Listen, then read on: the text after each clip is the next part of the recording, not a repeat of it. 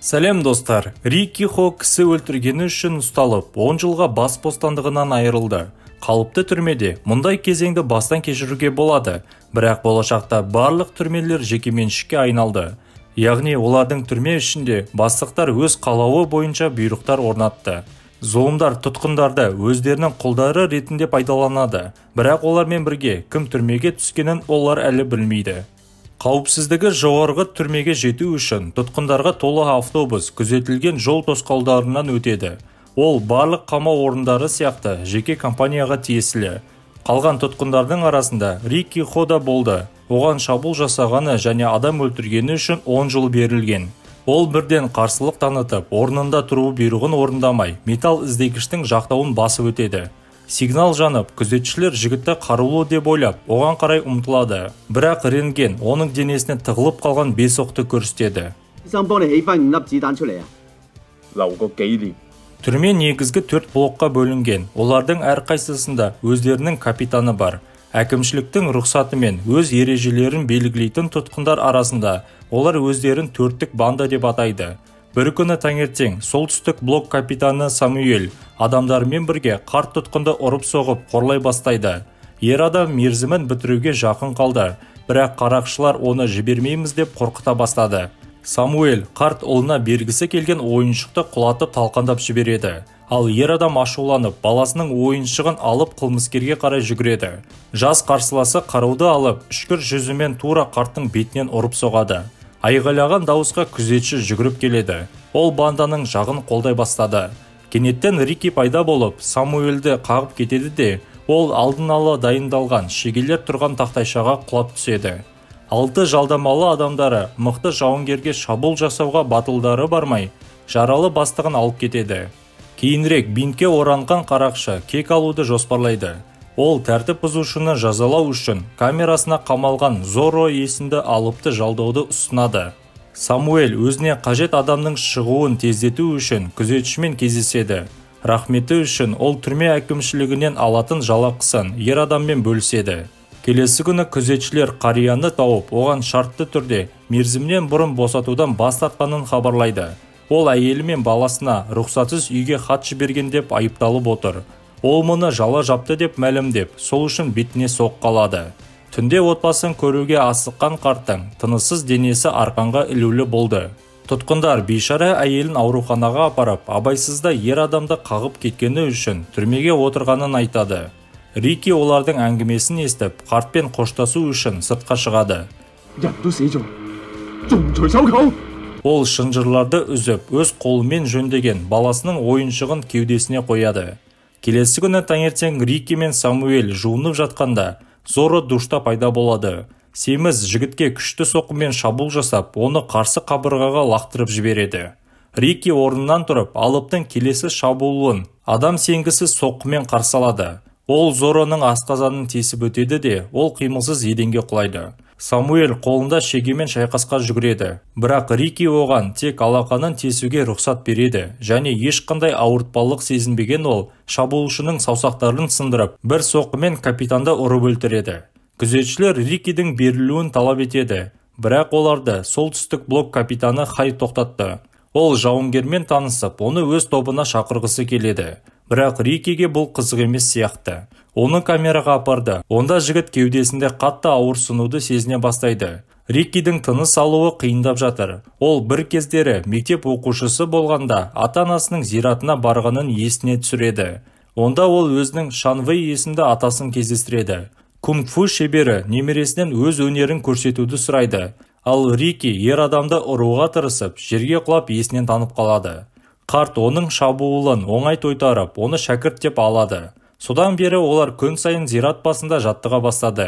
Рики үлкен тастарды жұдырығымен оңай сындырып, шабуылдарды кеудесімен қарсы алу үшін ци энергиясын басқаруды үйренеді. Жігіт естеліктерінен оралып, оны циклоп лақап аты бар түрме директорының орынбасарына жеткізеді. Ол темір ілгегімен керемет стейкті аузына тығып жатады. Сондай-ақ оның сол жағында көзі жоқ, сондықтан ол протезді киіп жүруге мәжбүр. Орынбасар Рикидан неліктен ықпалды мафияны өлтіргенін және балалар үйінен шыққанда 2 жыл бойы қайда жасырынғанын сұрайды. Рики бастықтың сұрақтарына жауап беруден бас тартады. Ер адам оған хатты көрсетіп, үстелге отыруға мәжбүрлейді. Циклоп өз қалауы бойынша тұтқынның қолын ілмекпен тесіп, бетінен ұра бастайды. Жауыз конвертте болған сүйіктісінің суретімен оны қорқытады. Рикидің шатыры кетіп, ол үстелді екіге бөліп тастайды. Ол ілмектен босап, күзетшілерді жан-жаққа лақтырады. Кейін жігіт секіріп, оқты темір тарелкамен ұстап алады. Жігіт бұрышта тұрған циклопты өлтіруге дайын, бірақ соққысын соңғы сәтте тоқтатады. Кейін ол суретті алып кетіп қалды. Камерада Рики мектепте үйренген флейтасымен ойнайды. Музыка әуенімен ол тағы да естеліктерге шомылады. Бір жыл бұрын ол сүйікті қызымен табиғат аясында бақытты күндерін өткізген. Келесі күні таңертең бастықтың қорғауынсыз қалған Самуэльдің 6 адамын ренжіген тұтқындар қуып жетіп, өлтіреміз деп қорқыта бастады. Капитан Хай өлім жазасын тоқтатады. Бірақ Кван есімді жігіт олардың сазайын беру керек деп Хайдың сөзін тыңдамайды. Сол үшін ол бетіне пышақтың жүзінен соққы алады. Содан кейін Циклоп Кванды ілгегімен алып кетеді. Бастықтың орынбасары Рикиге сабақ бергісі келеді және лас істер үшін Хайға пышақ береді. Қарсыластар Хай жараланған Кванды үлкен ағаш креске байлап қойған түрме ауласында кездеседі. Капитан жігіттің ішінде өзін танып, оны өлтіру керек екеніне өкінеді. Рики ұрысты бастамас бұрын Кванды жіберуді талап етеді. Бірақ қалған тұтқындар бұл жұмыс істемейді деп болжайды. Себебі Хай татуировкасын ашқаннан кейін оны тоқтату мүмкін емес. Қарақшы пышақ алып, әйнектің сынықтарын қарсыласының бетіне лақтырып, оны әлсіретуге тырысады. Рики жараланып жерде жатыр. Ол көзін жуып алуға мүмкіндік табады. Ал қалған тұтқындар оны бастыққа қарсы күресте қолдай бастайды. Бір қимылмен ол пышақтан қашып, жаудың көзін ойып алады. Содан кейін қанды тоқтату үшін ол қолындағы қан тамырларын түйінге байлап, барлығын таңғалдырады. Хай шыдай алмай, харакири жасауға тырысады. Бірақ жауынгер мұны істеуге жол бермей, оның басын сүйегінен күшті соққымен ұрып, басқа әлемге жібереді. Жігіт кресті жерден жұлып алды, бірақ Кванды құтқару мүмкін болмады. Ашуланған тұтқындар бүлік шығарып, Циклопты өлтіруге тырысады. Бірақ оны қалған 3 капитан қорғайды. Барлығы Рикиді кек алуға және 4-тік банданы өлтіруге шақырды. Бірақ ол көп өлімді қаламайды. Жігіт Кванның денесін алып кетеді және Циклоп оған солтүстік блоктың капитаны ретінде орын ұсынуға әрекет жасайды. Рики өлтірілген Хайдың өгей ұлы Алланның қайғырып жатқанын көреді. Жауынгер оған жасыл жапырақпен әуенді қалай шығару керектігін көрсетеді. Бірақ Аллан мұны істей алмайды. Зұлым істерді ешкімге айтпас үшін капитандар оның тілін кесіп тастаған. Содан кейін Рики оған өзінің флейтасын береді. Қуанышты жігіт оған оңтүстік блоктың капитанынан алған көкнар жапырақтарын ұсынады. Рики таңғалып, қарақшылардың түрме аумағында плантация құрғанын түсінеді. 3 капитан жау жағына өтіп кеткен Алланмен не істеу керектігін талқылау үшін жиналады. Адамгершіліктері жоқ бұзақылар жігітке Рики қиянат жасаған деп Хайдың жыртылған денесін көрсетеді. Осыдан кейін Алланның өзі де қатыгездікпен өлтіріліп, қалған сатқындарды қорқыту үшін көшеге лақтырылады. Рики Алланның өліміне таңғалып, оған берілген флейтаны сындырып тастайды. Циклоп ашулы, өйткені оның көкнар плантациясы туралы басқа адамдар біліп қойды. Осы уақытта Рики жылыжайларды өртеп, егінді құртып жатыр. Оңтүстік капитаны Хуан Чун Рикиді кездестіріп, оны төбелеске тартады. Ол сондай-ақ арнайы кунг-фу техникасын біледі және Рикидің жүрек бұлшық етіне өлім соққысын жасайды. Тұтқындар тәртіпсіздікті пайдаланып, қашу әрекетін ұйымдастырып жатқанда, Циклопқа бастықтың Гавай аралдарынан демалыстан оралатынын хабарлайды. Дүрбелеңде ол 0-тік жоспарды орындауды талап етеді. Жарақат алған Рики мұғалімнің сөзін есіне түсіріп жерде жатыр. Ол ажалды жараны жеңуге күш тауып, бірден 3 капитанмен шайқаса бастайды. Біреуі қолын қанжармен арқанға байлап, өлтіруге дайындалады. Бірақ Тарзан есімді амбал жігітті ұстап алып, оны өзі өлтіргісі келетінін айтады. Капитандар таласып жатқанда 0-тік жоспар іске қосылып, қабырғаларға орнатылған автоматтар ер адамдарға қарай оқ жаудыра бастайды. Барлығы жасырынуға тырысады, ал Тарзан тұтқынды бөлмеге апарады. Ол кенеттен сұйық цементке тола бастайды. Рики темір есікті бұзып шығып, есінен танып қалған капитанды шығарып алады. Циклоп Тарзанды құрбандыққа шалуға дайын болды, бірақ жоспар кері нәтиже берді және күзетші баспалдақта Рикиді кездестіреді. Жауынгер Циклоппен күресіп, түрмеде оның заңсыз көкнәр өсіргенін дәлелдегісі келеді. Бірақ кейін Цемет қастандық жасап, жігіттің қимылын қатырып тастайды. Кейін ол тұтқынға түседі. Директор келесі күні түрмеге келеді. Онымен бірге Циклопты менсінбейтін, бұзылған ұлы Ван көліктен түседі. Семіз жігіт кілемге сүрініп құлап қалады. Сол үшін директор қызыл кілемді төсеген тұтқынды көздерінен айырады. Директор Циклопқа өлтірілген тұтқындар үшін сөгіс бергеннен кейін ол көкнар плантациясының өртеніп кеткенін біліп қатты ашуланды. Циклоп оған Риккидің кінәлі екенін көрсетеді. Ол басынан аяғына дейін кісенделген және цементтелген. Бірақ түрменің қонақтарын көргенде ол кенеттен босатылады. Тез арада ол директорды темір тордан ұстап алып, нашақор саудасы үшін жазалауға уәде береді. Ван қыңсылап, Циклопқа әкесін құтқару үшін айғайлай бастайды. Кейін Тарзан камераның қабырғасын жарып шығады. Ол Риккиді шетке лақтырып, оны тордың жолақтарымен бекітіп тастайды. Жігітті директор мен ұлының көз алдында ұра бастады. Бірақ Рикки тағы да өлімнен құтылып, тұзақтан босатыла алды.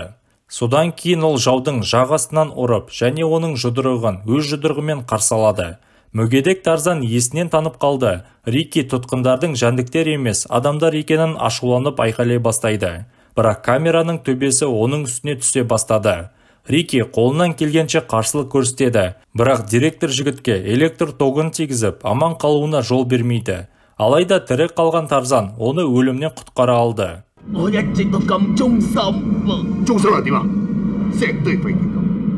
Рикки тордан секіріп шығып кетті. Ол Тарзанға шығуға көмектесуге тырысады, бірақ бұл мүмкін болмады. Рикки бастықтарды аяушылыққа шақырады, өйткені Тарзанның босатылуын күтіп жүрген жақындары болды. Ол сөзін аяқтай алмай, аяғының астынан ашылған люкке құлап кетеді. Олар оны шынжырмен байлап, түрме ауласының ортасындағы шұңқырға отырғызады. Директор тәртіп бұзғаны үшін Рикки Хо басқаларға ескерту ретінде тірідей көмілетінін хабарлайды. Наразылық білдірген екі тұтқын сол жерде ату жазасына кесілді. Күзетшілер тұтқындарға жігітті өз қолдарымен жерге көмуді бұйырады. Рикки оларға қарсылық көрсетпейді және басқаларға көмектесуге кеңес береді. Мектеп директоры Рикки 7 күн ішінде аман қалса, оны жіберемін деп уәде береді. Циклоп бамбук сабағын ауаға арналған түтік ретінде жақын жердегі шұңқырға қадап қояды. Тұтқындар досының тағдырына алаңдайды. Түнде олар аулаға естілген әуенді дыбыстан шабыттанды. Тірі қалған екі капитан бамбуктың тесігін ет бөлігімен жаппақ болады. Бірақ Рикки бамбукты екіге бөліп, құлаған еті тамақ ретінде пайдалана алды. Тұтқында ол сүйікті қызы туралы естеліктерін көреді. Бір күні қыз түнде үйіне қайтып келе жатып, кенет наркотик таратып, және оны пайдаланып жүрген адамдарға тап болады. Қарақшылардың бірі оны байқап қалып, ұрлап әкетті. Бойжеткен арамзалардың ұясынан құтылып үлгерді, бірақ үрейленіп, үйдің төбесінен құлап қайтыс болды. Сондықтан жігіт наркотик шығаратындардың бәрін жек көреді. Осыдан кейін Рикки бәріне жауапты бастықтарын тауып алды. Ер адам жігіттің кеудесінде 5 оқ атты, бірақ бұл оны бір сәтке де тоқтата алмады. Қызынан айырылған жауынгер бір соққымен өшін алды. Сол үшін ол ұсталып түрмеге жабылды. Апта аяқталып, жаңбыр мен адамгершілікке жатпайтын жағдайларға қарамастан, Рикки шұңқырда тірідей шықты. Ол экскаватордан секіріп түсті, бірақ оған капитандар бірден шабуыл жасайды. Тұтқындар тағы бір заңсыздық пен бос уәденің кесірінен бүлік шығара бастады. Жабайы аң сияқты Рикки тағы да түрмеге жабылады. Бірақ бұл жерде де рухы бұзылмаған жауынгер шошқа мен қасқыр дос бола алмайтынын жеткізді. Әдепсіздігі үшін оның бетінен кілтпен ұрады. Капитандар жігітті келеке етіп, оның 2 жыл бойы қайда болғанын білуді талап етеді. Олар оның аузына өткіз лезвиелерді салып, ұрып-соғып, терең жаралар салады. Директор жауап алу үшін келгенде, Рикки лезвиелерді оның бетіне түкіріп жібереді. Ол өзінің құпиясы, бұзақылар білетін соңғы нәрсе болады деп жауап береді. Түнде Риккидің достарының бірі оған тамақ әкеліп, оны жігерлендіруге тырысты. Бірақ күзетшінің көмекшісі сатқынды байқап қалды, және оны келесі күні Циклоп тауып алды. Бастық оны өлердей жазалайды, және тұтқынға бағынбаудың нәтижесін біздің жауынгерге көрсеткісі келеді. Бірақ Рикиді камерадан таппайды. Жауынгер төбенің астынан тығылып, ішінде зұлымдарды қамауға алады. Ол көмекшіні өлтіріп, циклопты жарақаттайды. Бастықта уақытында келген сақшылар құтқарып қалады. Рики дәлізде өліп жатқан досына көмегі үшін алғыс айтып жатқанда, күзетшілер көмек сұрап адамдарын шақыра бастайды. Ашуға булыққан тұтқындар қашып бара жатқан циклопты ұстап алып, оны екінші қолынан айырады. Тұтқындар бүлік шығарып, бастығын құтқаруға тырысып жатқан күзетшілермен төбелесе бастайды. Рики басқаларға қосылғанда, сақшылар оны көріп қашып кетеді. Ол циклоптан оны директорге апаруын талап етеді. Осы кезде ол ұлымен бірге ас үйде тамақтарды дегустациялап, дәмге лайық емес аспазшыны қатаң жазалап жатады.